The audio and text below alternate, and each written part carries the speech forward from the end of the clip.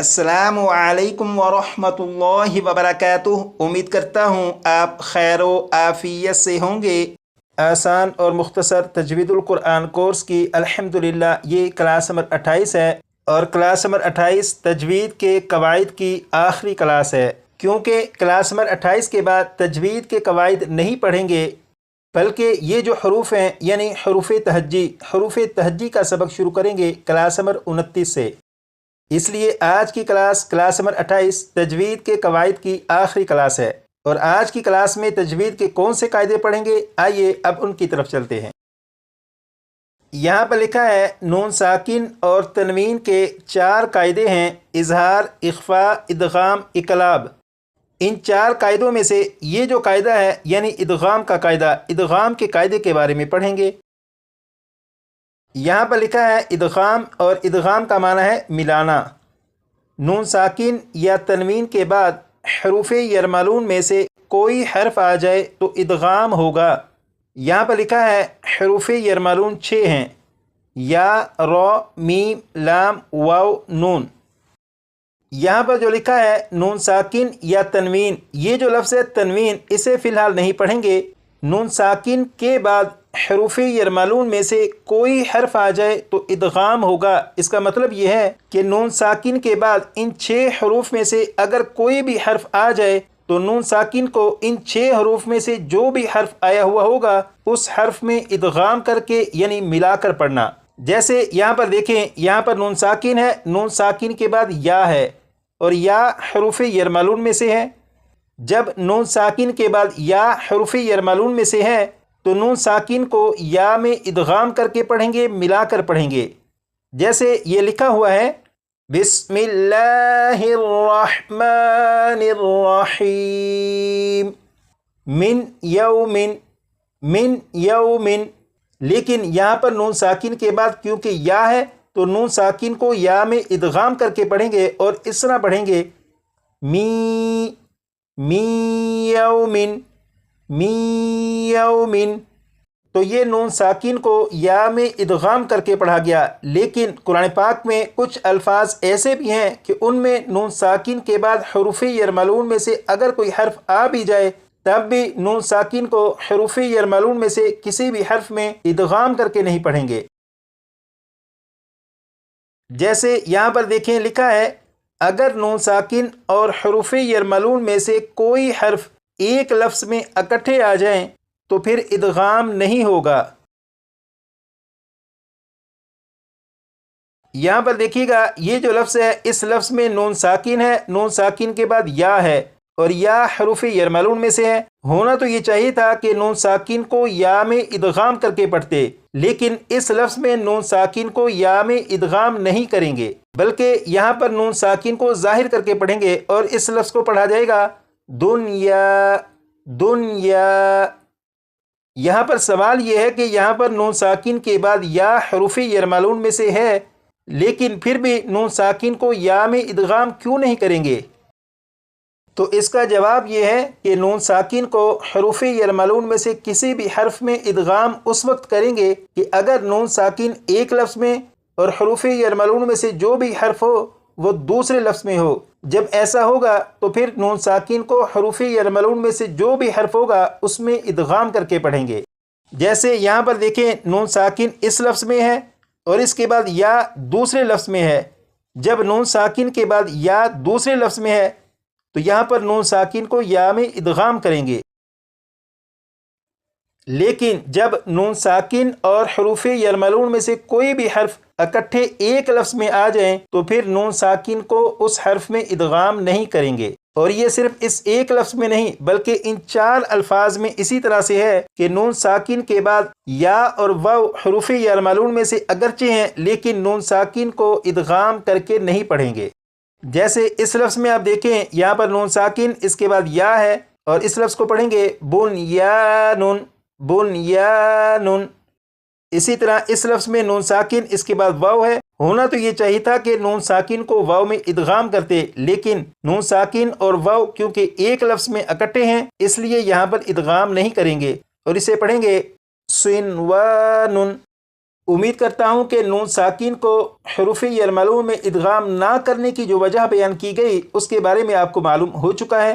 تو آئیے اب چلتے ہیں اس کے بعد دوسرے قاعدے کی طرف۔ یہاں پر لکھا ہے امالہ، زبر کو زیر کی طرف اور الف کو یا کی طرف مائل کر کے پڑھنے کو امالہ کہتے ہیں۔ امالہ کی راء کو اردو کے لفظ قطرے کی راء کی طرح پڑھیں گے، یعنی ری نہیں بلکہ رے پڑھیں گے۔ اس سارے سبق کا اگر خلاصہ نکالیں تو وہ یہ ہے کہ یہ جو لفظ ہے یہ ہے قطرے۔ اس لفظ میں قاف اور تا اسے آپ فی الحال علیحدہ کر دیں، بقیہ رہ جائے گا را اور یا، تو اسے پڑھیں گے رے رے۔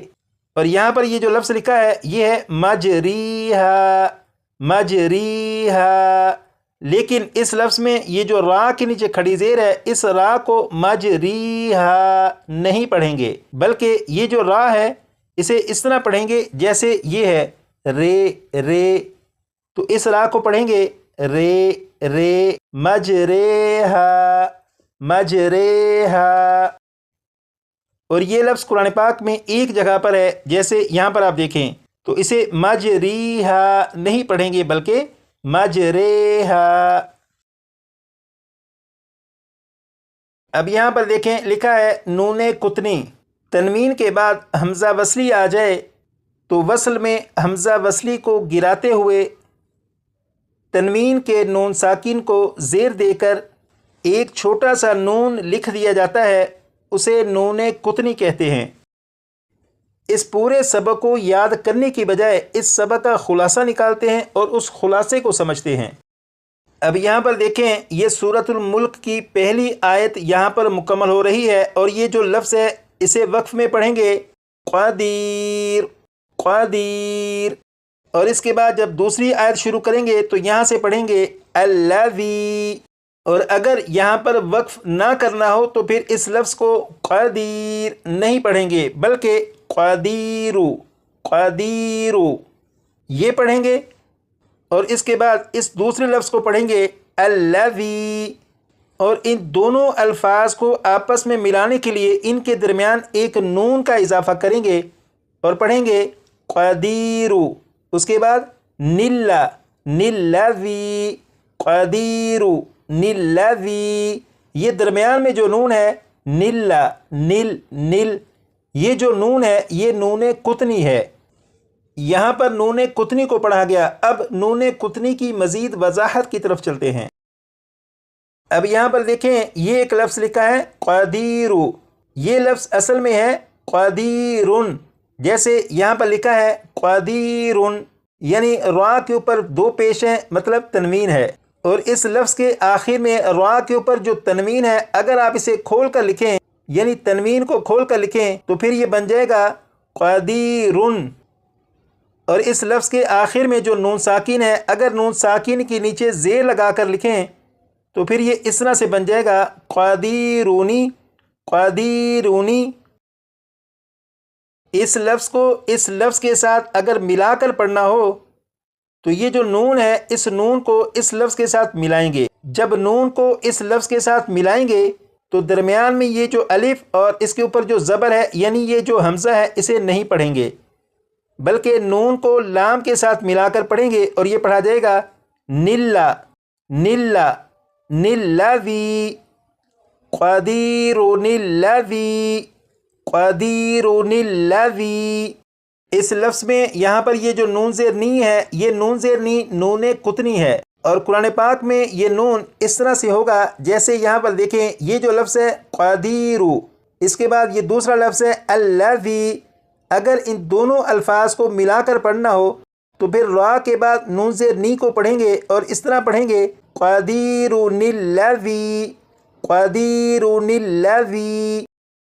اور یہ جو نون قطنی ہے بعض اوقات اسے دو آیات کو ملانے کے لیے پڑھا جاتا ہے، جیسے یہاں پر دیکھیں یہاں پر یہ آیت مکمل ہو رہی ہے، اگر یہاں پر وقف نہ کریں بلکہ ان دونوں آیات کو ملا کر پڑھنا ہو تو اس لفظ اور اس لفظ ان دونوں الفاظ کے درمیان میں نون کا اضافہ کریں گے اور اسے پڑھیں گے قدیرن الذی، اور بعض اوقات نون قطنی کو دو الفاظ کو ملانے کے لیے پڑھا جاتا ہے۔ جیسے یہاں پر دیکھیں یہ لفظ لکھا ہے نوح، اس کے بعد یہ لفظ ہے ابنہ، یہ لفظ اصل میں تھا نوحن، لیکن اس لفظ کو اس لفظ کے ساتھ ملا کر پڑھنا تھا، تو یہاں پر ہا کے اوپر جو دو پیش یعنی تنوین تھی، تنوین کے نون ساکین کو زیر دے کر ایک چھوٹا سا نون لکھ دیا اور وہ یہ لکھا ہے، اور یہ نون قطنی ہے۔ تو جب اس